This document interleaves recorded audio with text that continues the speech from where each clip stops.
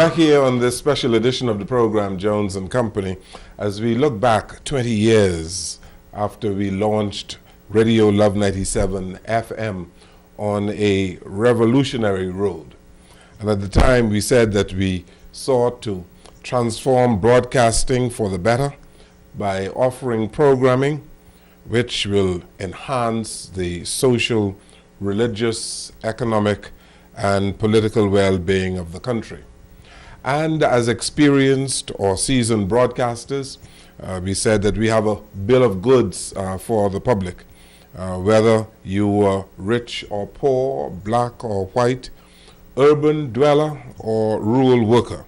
And we offered you our best in entertainment, the best coverage in news and current affairs, and therefore the greatest value for money in the broadcasting industry in the Bahamas.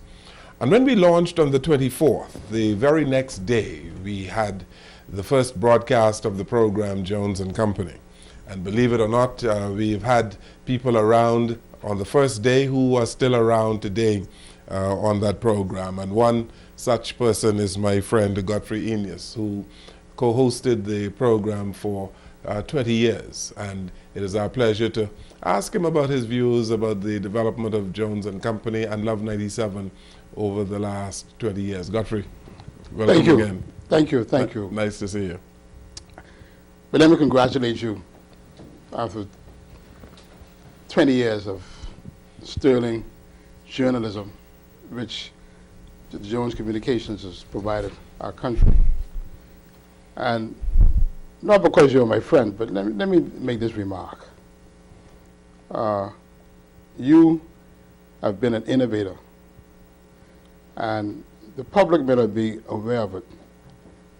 But even though Jones Communications is a yard younger than many of the other news houses, you've been an innovator.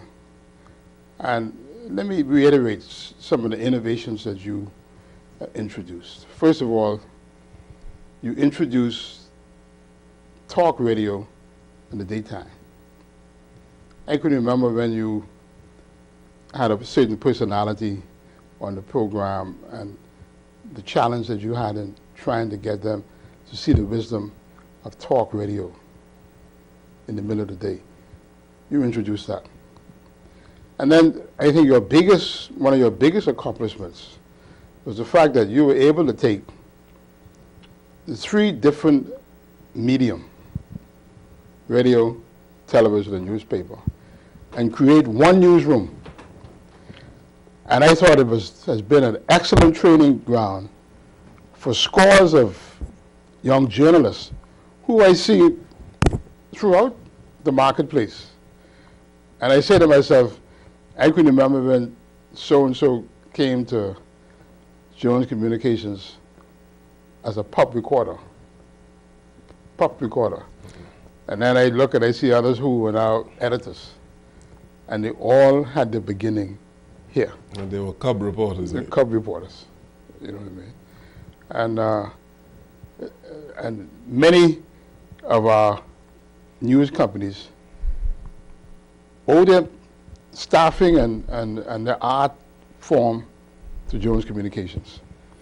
Well, we're happy that we were able to make that contribution in the development of media generally in the country. And there are a whole lot of these young journalists or reporters who have gone off, and many of them are quite appreciative, and I hear from them from time to time. On a personal note, when you asked me to participate in the Jones & Co., I didn't tell you this, but I was very nervous and troubled. But in time, coming on this program, you enabled me to discover a side of myself which I didn't know I had. Oh, I'm so happy. And thank you for that. Well, you've been a staple here on our program, Jones and Company, and you have been incisive in your questions, and a whole lot of people looked at us as a 1-2 combination. And I thank you for for staying with the program for all these 20 years. Mind you, you missed quite a number, but you stayed with us for quite a number of years, and you have enriched our program with your vast experience in government and in various other fields that you've been involved in. I think one of the greatest benefits I had is that between Jones and Company and the platform and my column in the journal has allowed me to grow as an individual. I don't regard myself as a journalist, but I have grown as a result of my involvement with this company. Yeah. No, I really do feel that you have a deep appreciation of journalism, even more than some people who have been in the field for many years. And the public would know this, but we argue from time to time, all the time, on various points of view of in politics and in business and everything else. And so you've been an excellent backstop for me, Godfrey Eneas. And I thank you so very much. The other person who also participated in day one Felix Bethel. was Felix Bethel. Yeah. And, you know, we maintain our relationship.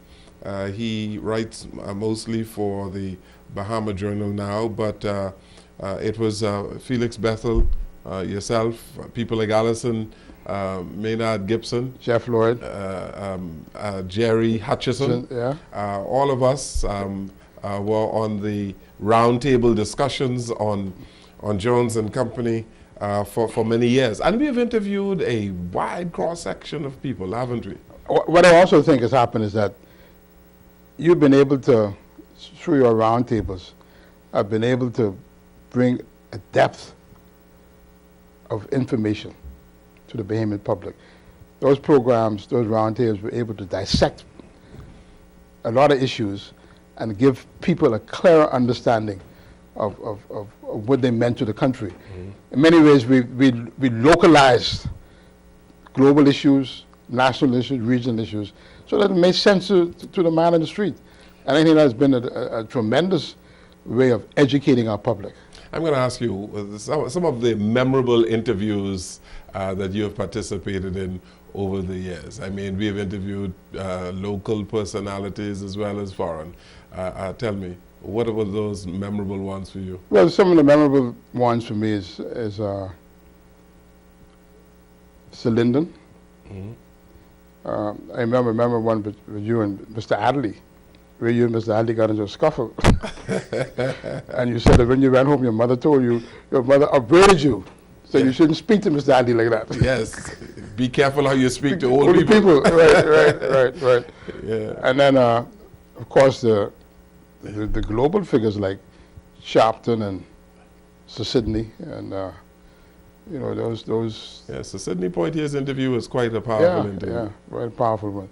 You know, to be able to talk to an Academy Award actor like him and find out what made him what he is. You know, it was a tremendous opportunity. And you yourself, you had some big time people like the Iron Lady. Margaret Thatcher. Yeah, and Colin Powell. Yes. Stokely Carmichael. Yes, Stokely Carmichael was one of my better interviews on Jones and Company. Farrakhan. I tell people, you know, that Kwame Ture, who is Stokely Carmichael, perhaps was one of the best interviews I've done on Jones and Company. I was totally immersed, and he had me eating out of the palm of his hands on Jones and Company that day. And I still have the tape.